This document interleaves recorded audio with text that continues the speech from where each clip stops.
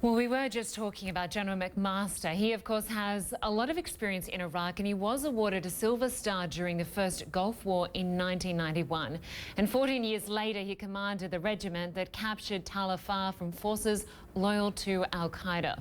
Al-Qaeda in Iraq would later evolve into ISIS, so General McMaster's experience on the ground in Iraq may be essential to the Trump administration's plan to defeat the extremist group. US troops are backing Iraqi forces right now in the operation to retake western Mosul.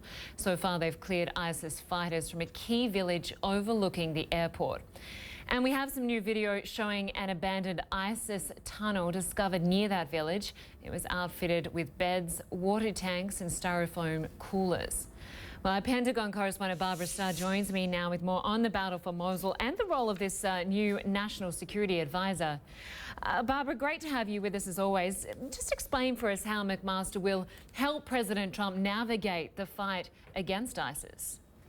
Well, you know, the president has asked the military for options on how to accelerate the war to defeat ISIS. Those options due by the end of the month. So now, in place as the national security advisor, it will be General McMaster's job to basically coordinate that whole effort, get the input from all of the government agencies about what might be done, take that information and put it in to some kind of format for a presentation to the president so he can make a decision on how he wants to proceed.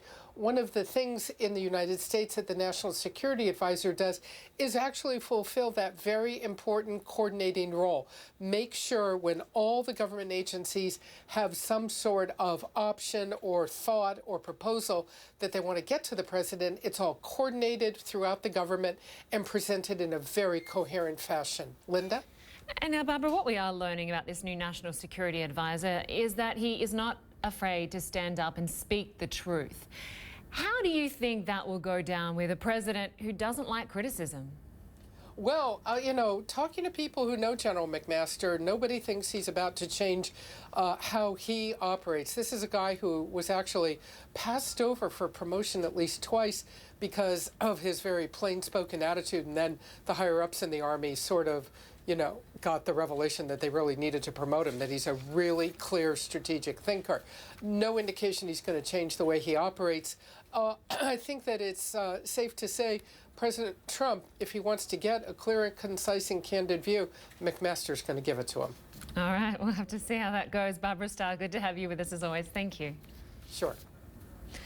Well, we are covering American politics for you like no one else can. CNN's reporters and analysts are right in the mix in Washington, as well as right around the world, bringing you unrivaled coverage of what's going on at the heart of the world's most powerful country.